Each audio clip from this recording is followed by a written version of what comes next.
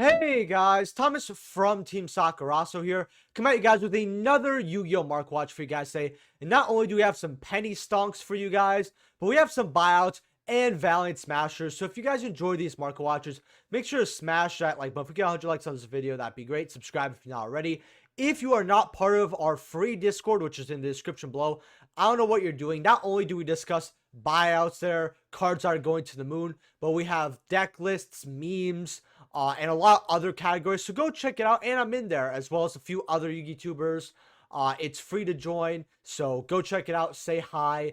Thank you to all my YouTube channel members. I really appreciate you guys a lot. If you're buying anything on TCG Player, please use my link down in the description below. Helps out the channel to no additional cost to you. If you guys want me to go over any cards, let me know in the comment section below. I love it when you guys give me cards to go over. So we're going to get right to this. So Valiant Smashers here is, and something I've noticed with these deck building sets that are supposed to flop on arrival, is that, yes, the sealed goes down and there's not a lot of people buying it. However, the singles are still worth a lot of money. You know, there's people who want to play Centurion, and there's not as many singles floating around. And some of these prices are reflecting it. Like for the Centurion cards right over here, when it comes to Primera, $31, $33. And then you got Trudia here at $23, $24. I would not pay this amount for Centurion because it is a Calamity deck. That is the best play you can make right now, is making Calamity on your opponent's turn so they cannot play and killing them after. Granted, it is a consistent Calamity build. I've actually seen it, like, it's like a one-card combo. Again, if you get hand chopped, it does suck, however, but I don't really like how this deck is. Literally, my opponent cannot play the game, or I lose. And I don't really like that about the deck. The Synchro here is what kind of shocks me at $22. Now, granted, I think this is a 3 of in the deck. I know you at least play 2, and I have seen a lot of 3s. But I don't know if it's necessary for 3, or if you could get away with 2 or not. If you're a Centurion player, let me know in the comment section below here, because I'm still learning more and more about the deck. But to see the Synchro this high is actually kind of insane. You got Centurion MSV at about $12, and that's their 5 Ultras right there. Memento, an archetype that I am personally interested in, is about $12 for your Angel Witch. That's not too terrible in the grand scheme of things. You know, if I want to play Memento, hey, $3 gets you your playset. More like $36 gets you your playset. You have the quick play here at about $9 here, Bone Party, which this card actually, I just love the artwork on this. It just looks really sick. I actually kind of hate how they didn't release this around Halloween time. I really feel like, because Memento is like artwork of like older monsters, like refurbished for the future. So I really like that a lot, actually, but you got the quick play here, and then you got the, I think there's one other ultra. Oh yeah, you got the Scatella here at about 4. I am interested in Valmonica a little bit because the deck has a couple things going for it. The issue is it needs more support. And if you guys don't know anything about deck building sets, I will teach you one thing. The best cards that are usually come a lot later for these deck building sets, for example, Memento will probably get a card in the next 6 to 9 months, maybe even a year, actually. And that card is going to be like the second or third best card in the deck, right? Centurion's going to get another card in one of our core sets eventually, right? Same with, you know, Valmonica. They do this all the time with our deck building sets. And I don't really, it's not that I don't like it. It's just that some of these cards would have made the decks that came out of the deck building sets impactful, even either meta relevant wise, or have just cemented themselves even more. And they kind of lose that test of time because of bad timing of their cards coming out here. Now, I want to sort by best selling to show you guys that Centurion's doing well, but I want to check up on Archlord Christia. I thought this was going to be around 100 to 150, and that wasn't going to be bad. Well, right now they're about 124. I think a lot of people know that this card has potential, and that's good. It's also an Edison card, so they don't want, it's not going to go too crazy down, but if this card goes really low, like I think if this card goes between like 60 to 70, maybe, you know, maybe 80. Again, we're at 124 and there's not much of it being bought. The selling wise, I mean, it's selling, but not like a crazy amount here. It's going to go a lot further down. And if it does, you kind of have to think to yourself, well, when is this going to be a good pickup? You know, is this a good pickup? Because this is something I want to keep an eye on. I'm not going to tell you guys to pay 123 for it, but I knew it was going to drop there during the next couple days once the set was out, and it did. The CRs here about 112. I would not mess with the Centurion CRs at all. Just crazy amounts of money because people don't want to pull a set. The quarter century is about 90. A little shocking there. And then you have the Memento quarter century at like 51, $50. That could probably might even go a lot lower. So keep an eye out on that. The Centurion standalone is 62. Legacy 54. Yeah, this set's just, I wouldn't really mess with it. Now, Generators getting bought out. Now, this deck always pops up in top 32, sometimes with Invoked or other stuff once in a while. And Lopter was always a card that was just printed only out of Echo. Honestly, Eternity Code was such a good set. Even when it came out, it just sprinkles good stuff throughout. But yeah, right now, $8 here, but quickly goes up to $20. This card always bounces between 2 and 10. It's got bought before. I always told people this is the kind of card that you definitely want to get when it's about a buck or two, but not more than like $5 here. It is on the chopping block for a reprint. Should have a reprint eventually.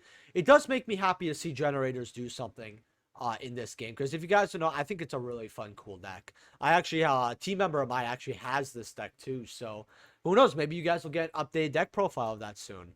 Boss Stage here. This is another card I told people to get at $4 specifically. And right now for your near mids, you have 25 listings. That's not a lot. 5 goes up to about $7, $8 here. So if you got them at 4s, hey, you know, it looks like it's on the upward spiral here. And that's not the only spiral that's going to be on this market watch here. About, you know, goes up to $10, $12 here on the second page.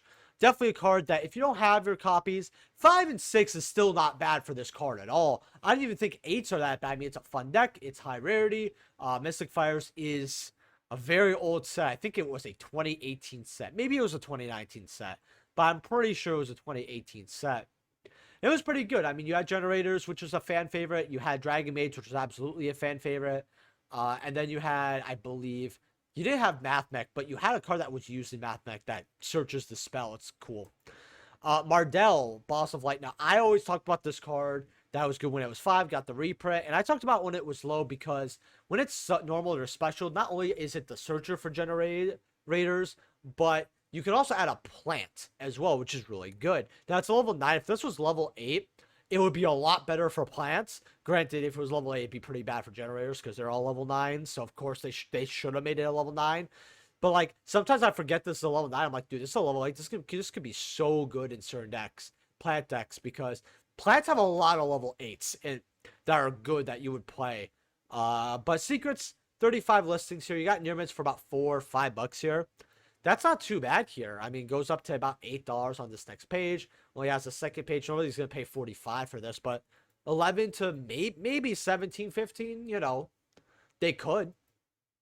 Sky Striker Ace Ray. Now, this card was as low as like $12, $13. We saw this on stream, and I was flabbergasted. I was like, there's no way Ulti Ray should be this low. And I said it was just free money at that point if you want to pick him up. Well, I knew it was going to be free money. I didn't think it was going to be free money within the same exact week, mind you, per se. But, well, it was because we got Striker support announced. And this card has been going up. 27 listings, 26, $31, goes up to 35. If you got these between 10 and like 12, wow, you made some bank. Good job. Sky Striker Ace Hayate ultis are about $30, goes up to 32, 33.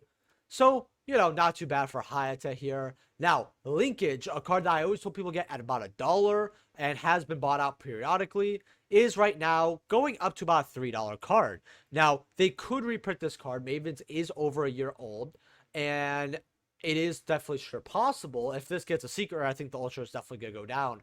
But people are going to want the card now, and people are going to want this card when we get the new Striker support. We have 6 8 listings for near mints.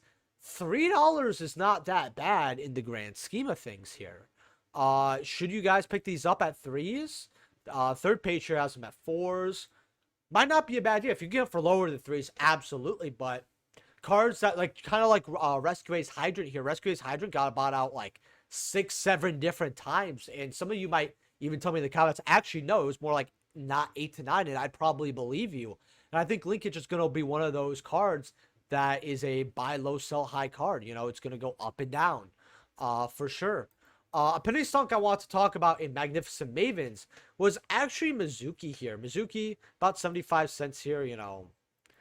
going up to about $1. I always Mizuki was a card for holo prints that was always worth a lot of money and will continue to be worth a lot of money.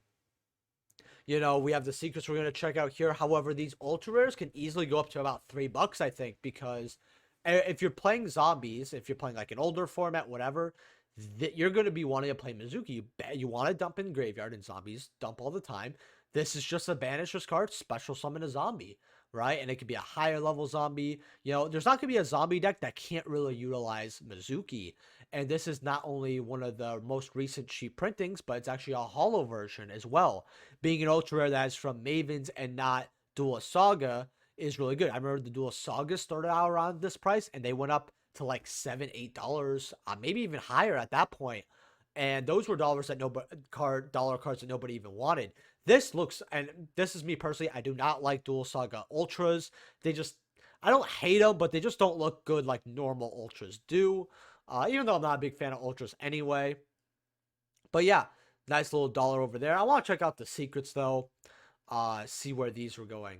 I told people to get these back when they were about 12s, and then it went up, went down. Well, you got 40 listings. Light play is about 12, 14. If you're a big zombie fan, I mean, this is the card. I will say, premium pack secret rares look gorgeous. This is a very gorgeous looking card. If you're a zombie player, I would say it's a must-have. Pendulum Call. I remember when this got reprinted, or not even reprinted, printed as a super in Pendulum Evolution. It went up to $10 at one point. This is a quick little penny stunk here. You got copies at like 30 cents, 36 cents. And these sell all the time. If we get a good meta relevant pendulum deck, I could definitely see these going up to maybe $2 whole at some point, maybe at least $1. So if you guys are looking for like a real penny stock, because I know for me penny stocks are like $1 to like $3, maybe 4 or 5 you could say, but I would say anything that's 3 or lower would guarantee it. But this is really couch money for your pendulum calls here. If you're looking to, get a little penny stock here, 36 cents. And I know Konami's not going to ever be done with Pendulum, especially because it is popular, which is funny because I think a lot of people still don't know how it works. Chizhou is on the upward spiral. $3 goes up to $6, $7. It's funny because the secret rare after like 2 weeks of Burst of Destiny could hold $10. So see the reprint go up this high is quite crazy here. Let's see what the secrets are at. So 4s for the ultras, then 5s for the secrets. Now tell me how that makes sense. No, do not get the ultras. If you have the ultras, you can just get a secret and get rid of your ultra. It's basically almost a free upgrade at that point. Wow. I really don't know what to tell y'all. Okay. It be like that. Spiral, Spear, Strike. I always loved cool ultis, and I actually have a subscriber of mine who, he always gives me a few cards to go over. That's really cool. And we were talking about older ultis and how we like the ulti foiling a lot more than I do. And he reminded me about this card. I remember when this card got bought out because of the Gaia support in Rise of the Duelist, which is so funny because when you think Rise of the Duelist, I think you think about the Gaia cards dead last, because we got Dogmatica, we got a lot of cool stuff there. But this card is the draw card here. I want to see what these sell at because I remember them being 30 for unlimited. Well, $5 for your light plays. Near mints are about $8. I mean, if you ask me, I would almost say that's too much for unlimiteds. But it's an older Flaming Eternity ulti. It looks cool. Every ulti is at least worth a couple bucks anyway. This one, not only was it bought out at one point because of Gaia and Gaia support, but people like Gaia. And I think if you're an old school fan, you're looking for a cool old school ulti for less than $10. I mean, if you're a little okay with condition, you get the light plays here for about 5, 6s. You might as well get the near mids for like $1.50 more here. It's not a bad idea. Very cool card to look at, in the binder. I don't know. It's a gorgeous ulti. However, first edition's 18 listings, $10 for a light play. Can't argue that. Goes up to about 17. Light plays at 10. Not bad at all. You actually have a couple here. Heavy played for 42 cents. I mean, guess you can't go wrong with 42 cents. Effect Veiler Quarter Centuries, about 42, 45. I do still want the collector rares, but I've seen what they do to sleeves and all that. And I feel like I would take, if I, when, if I go to events and I play, if I ever decide to, I feel like I would definitely get deck checked, and they would just see that and they'd be like, look, it's probably not your fault, but we gotta, we gotta DQ you around, or at least give you a game loss, or at least, best case scenario, get you to replace those Veilers. And even if, the people are nice there, they're like, well, obviously we know this is a problem. Not everybody knows it. If you could replace them, you're good. Which, and that's like the nicest they could be, and I would understand. But it's hard for me. And if you guys don't know what I'm talking about, prismatic collector rares will stick to the sleeves. So it's like a glossy sleeve.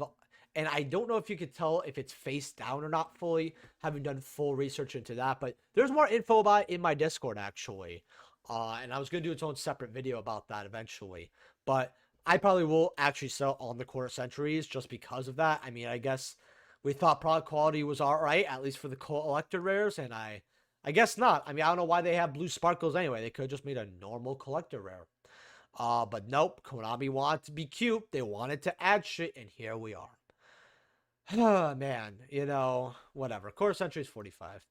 Secret rares, though, and I was super excited about this. I told people this was a good $3, $4 hand trap to get because Veilers never had a secret rare printing, and Veiler is actually kind of devoid of hollow printings. I remember the super when we got it as a promo in Order of Chaos as a super, and those always went wild just for supers, mind you, which those supers didn't even look that good. Definitely would rather play the super rare from Rarity Collection here. And I just saw secrets at 3/4. I'm like, that's not going to stick. And it didn't. Right here, $6, $7. Definitely one of my go-tos if you don't want quarter centuries for, hey, 125, 130. Hey, beautiful secret set for, say, 20. Not bad. And that is the market watch. If you guys enjoyed this video, make sure to smash the like button, subscribe. We got 5 cards out of your trade binder coming soon. I really want to see if I can upload that tomorrow, but I might actually upload it Wednesday. So you guys might get, market watch today, stream tomorrow, 5 cards on Wednesday. I got a fun little tier list I want to throw you guys to anyway soon. So that being said, leave a like if you guys enjoyed. And I'll see you guys in the next video. Let me know what cards I'm going over in the comment section below on my next video. Buy anything on TCG Player, use my link down in the description below. And I'll see you guys in the next market watch. Peace.